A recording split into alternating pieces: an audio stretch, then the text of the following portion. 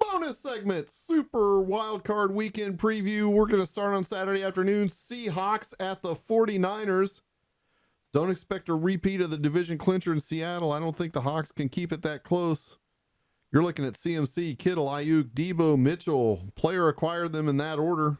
I guess DK and Lockett have a chance to do something, but this should be a walk for the 49ers. I'll take the 49ers in this one big. Okay, Tobin, who are you taking, bud? We're just doing straight picks this week. No busted or no bust outs. You got to go with the Niners here. At home, that defense, I don't see the Seahawks getting... If they get 14, that's going to be a miracle. And what is the spread? The spread is right now 10. Over-under is 42.5. I would take the 10 and the under. Ooh, I'm definitely going over. I'm thinking the 10 and the over. Because the Niners could put up 30 by themselves, and I expect the Seahawks to get at least a TD and a couple field goals. Yeah, I'm thinking they're at 10 or 14 is their contribution. It's supposed to be rainy in San Francisco with the Pineapple Express coming through. Yeah, right now they're showing partly cloudy and 55 is the AccuWeather forecast for Saturday afternoon. Well, I got the 49ers. I think the 49ers are going to probably win by at least 10 points. So I'd take San Francisco and the 10. I'd also bet the under because I think that Seattle's not going to have anything whatsoever, and the 49ers are going to come out and show what's going on. Next game, Saturday night's game, Chargers the Jaguars. Tobin, who you got, bud? I think I'm going to go with Duval. I think I'm going to go with the Chargers in this one. Yeah. I want to pick the Jags because I just think they're an up-and-comer. Honestly, I think whoever this is going to be a tough matchup for KC the next week. Right now, the line has shifted. Well, it's back now. It's back to the Chargers by 1. It was actually even when we started the opening show. Over-under is 47.5. Give me the Chargers in this one. Honestly, I think the under is going to come in on this one. 47.5 is a lot. It's a lot of points. I think Peterson's going to have to they're going to have to win this game. It's 27-21. 24-21, something like that. I see that under coming home. I've got the Chargers winning this game as well. And the reason why is because Eckler and Herbert, the offense that the Chargers have with Williams, assuming he's healthy, and Keenan Allen, along with Eckler and Herbert, I think are going to be too much for the Jaguars' young defense to handle. Tom? Yeah, I expect the Jags to win this one. It's not going to be James Robinson busting loose for a 50-yard TD like it was in San Diego in week 2 or week 3. Or LA. Might be Kirk or Zay Jones busting loose. Herbert to Allen, and Eckler can keep it close, but not close enough. I'm taking the Jags all the way. I think the over is definitely in play. Because this isn't going to be like last week where Tennessee is going to shut down the run game. You know, the Chargers are not going to shut down anything. No, they're not going to. Next game is Sunday at noon. Dolphins at the Bills. Miami going to Buffalo in January. Bills? Like you had written here, if Tua plays, I think that they actually play worse because with that arm strength up there, in the original game when they played earlier this year, where the blizzard came in the fourth quarter, you could see the difference in the game. The first 3 quarters, Dolphins were in the game. Fourth quarter, the weather came in. Dolphins died. I think the Dolphins don't make it even close to being there. The Dolphins win going away. Excuse me, the Dolphins lose, the Bills win going away. AccuWeather has 28 and partly cloudy at kickoff. Yep. Yeah. Well, if Tua plays, I give them less of a chance, and that's because I think he'll get knocked the F out. And Skylar Thompson or Teddy Two Gloves won't have a good game in this cold Buffalo. But Josh Allen, Stephon Diggs, Dawson Knox all will. So, yeah, I mean, the Bills for me here are a slam dunk, and I'm telling you, if DeMar Hamlin is at this game, it's not close. They might save him for the next game. That way they get the emotional advantage. Oh, it'll either way, it doesn't matter. Next week, it won't be as big. Oh, well, if it's Cincinnati coming to town. Yep. Oh, you're right. If it's Cincinnati coming to town, it's going to be huge. And that will also affect T. Higgins. Mm-hmm. It'll knock a little bit out of T. Higgins just to see him out there. Okay, Tobin, Do I just write Bills down and move on to the next game? Yeah, I about ran out of ink circling Bills on my paper here. They're favored by 9.5. I'm loading up on the Bills. 46.5 is the number on this one. They'll score that by themselves, probably. Well, they're going to have to because I don't see the Dolphins contributing a lot in this one. So I'm a little hesitant to pull the trigger on that over under there. But I do like the Bills in 9.5. That one's actually come down. They opened at 10.5. Okay, Tommy, Sunday afternoon game, Giants at the Vikings. Yeah, I can go either way on this one. Danny Dimes playing great. Hold on. You say Danny Dimes is playing great? Well, Did you see the twitch that he had when he said that? Seth kicked my butt with him in the third place game in the Dynasty League because he had 40-some points with his 2 passing and 2 rushing. He has an 81% accuracy on target, leading the NFL, and that makes me want to throw up. Well, he's got to be because his guys can't. I mean, when they're running They can't run out of sight if you give them all day. When they run that slow, it's hard not to hit the target. And like we talked about on the pre-show here, or I guess the regular show, the Vikings are so beatable and can be had at any time, as they almost were 3 weeks ago. Remember, it was a 61-yard Greg Joseph field goal that beat the Giants. Hey, but otherwise they were going to OT. For the Vikings, I'm playing JJ. I'm iffy on Cook. I'm more on Madison, and of course, I love TJ Hawkinson. I already said Danny for the Giants, and you got to have Saquon in there because they cannot stop him either. So who are you taking? He said a lot and hadn't made a pick yet. Exactly. He always, Tommy two-step over there. I'll take the Vikings. He took the Vikings. Tobin. I hate the Giants. Give me the Vikings in this one. I don't think this is the one where they fall apart. We'll wait till next week. 3:30 game, not the 7:15 game. So Cousins might actually show up. I like the fact that it's in the dome for them. I think that helps them. I look for Jefferson to just go bananas, but it wouldn't surprise me to see a KJ Osborne pop up here as well. But yeah, give me the Vikes. The number is Vikings by 3. That's which is that's I think that's about right. Remember, up until last week, they had been outscored on the season by 27 points. Mm-hmm. After last week, it's down to 11. Yeah. That record with that is crazy. But they are 8-1 at home. Giants are 4-4 on the road this year. Over under is 48.5. This is the one game where I think you're going over. I think I'm taking the Vikes, laying the 3, and going over on this one. Okay. I'm taking the Vikings to win. In the dome, Vikings win.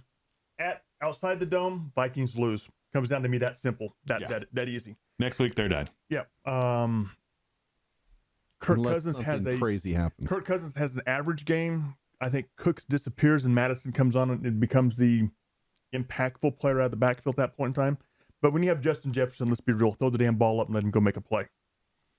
Next game, Ravens at the Bengals. Tobin?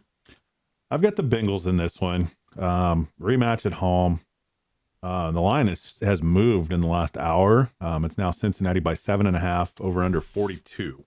When we started the main show, it was at 6.5. I like the Bengals to cover this one. I just don't think the Ravens have any offense. I mean, if Lamar's back, what version of Lamar is he going to be? Limited. If he's still got swelling in the knee, he's not going to be 100%. I mean, he's maybe 60 or 70% Lamar. Maybe. He's not playing. Once it goes to no Lamar, you're going to see that line's going to balloon. Yeah, get in there quick because it's going to jump to 10 to 12 like it did last weekend. Yep. Lamar ain't playing, folks. So give me the Bengals. I'm laying the points. The over-under is 42. God, I don't know. I think I'm going to take the over in this one because I do think the Ravens will put up at least maybe 10 or 14, something like that. But I could see this being like a 35-10 game or something. Not even pretty. I'm going to take the Bengals to win, but I think the Ravens are going to be more competitive because they're actually going to play all their starters this week. J.K. Dobbins will be back. Mandrews will be back. J.K. Dobbins back actually gives them a offensive weapon who can catch the ball out of the backfield as well as rush the ball.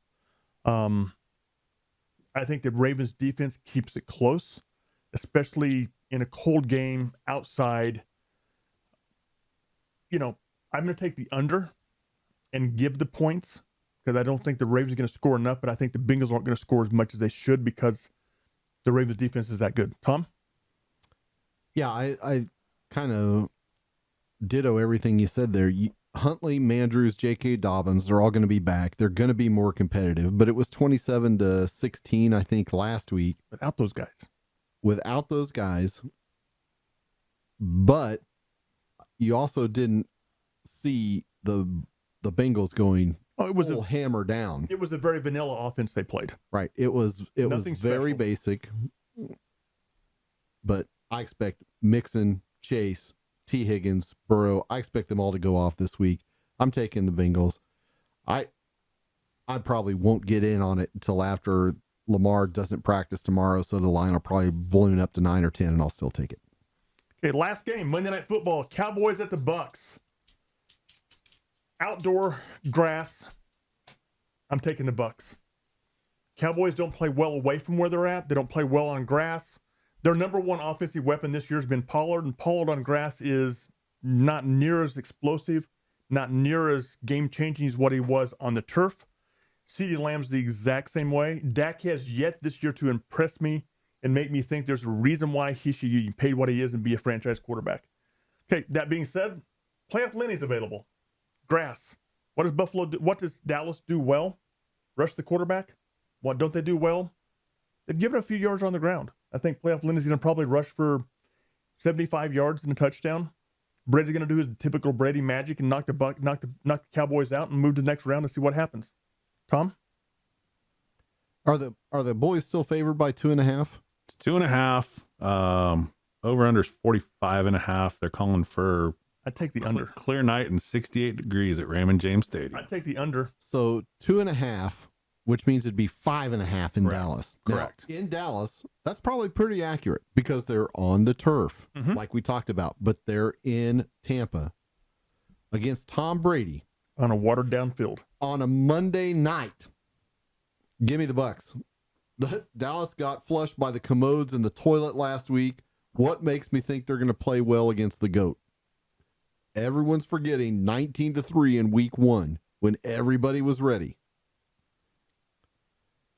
Give me Brady, Godwin, playoff Lenny. Those guys, I almost guarantee going off. I don't know that Lenny gets that many rushing yards, but I bet he'll get it receiving. Oh, I'm sure he will.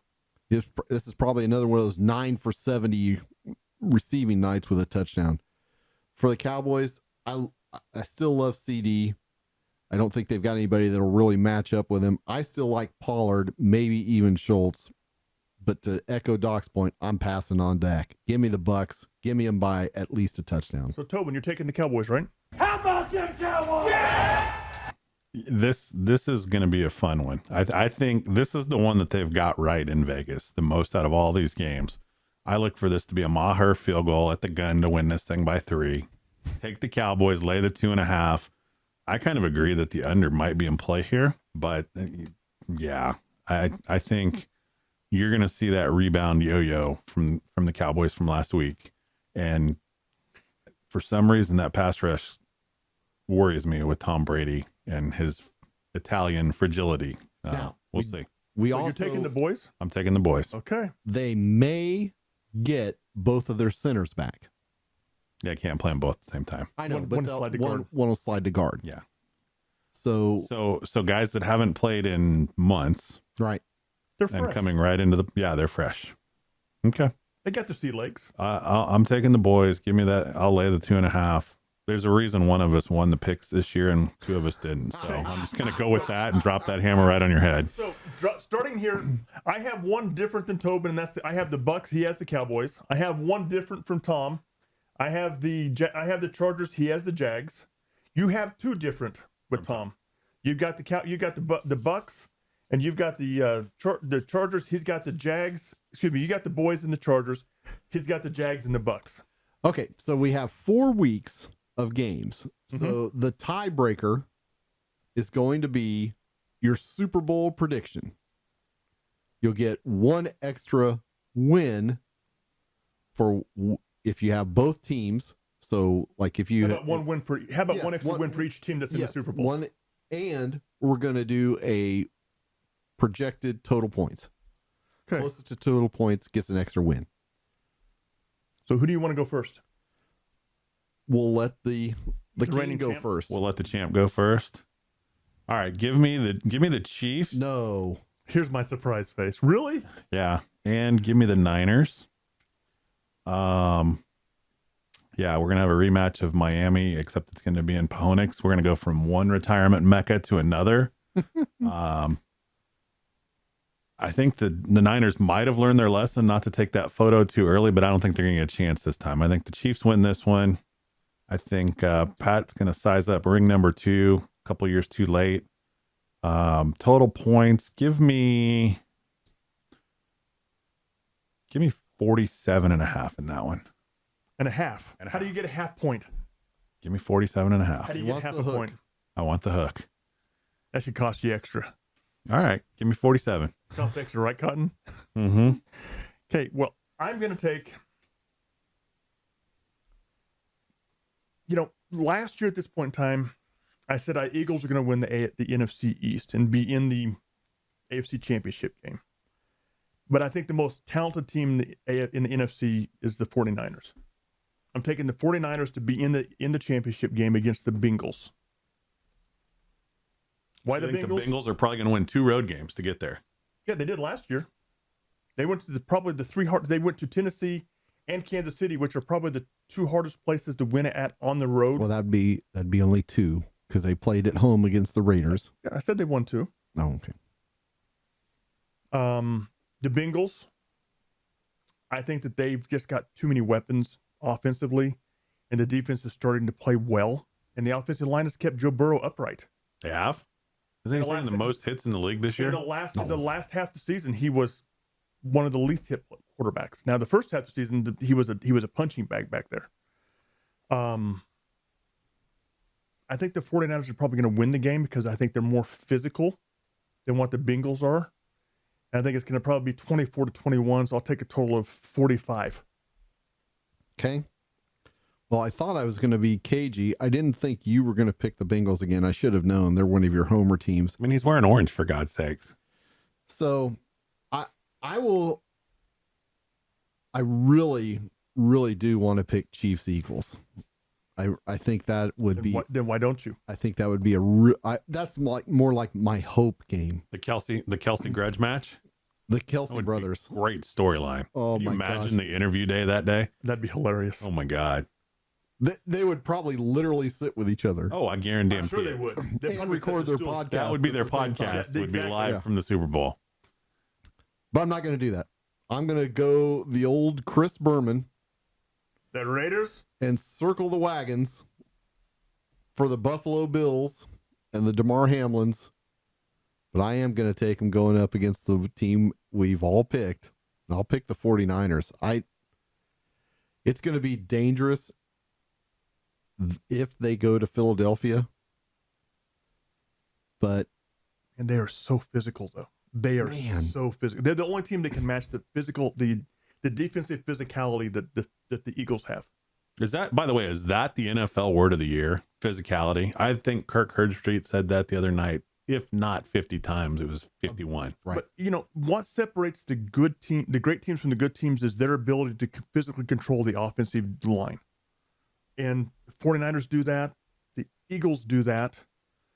Kansas City's done that offensively, and defensively they're starting to with Chris Jones being there. And you know who really made the Chiefs defense really that great this year? Karlaftis.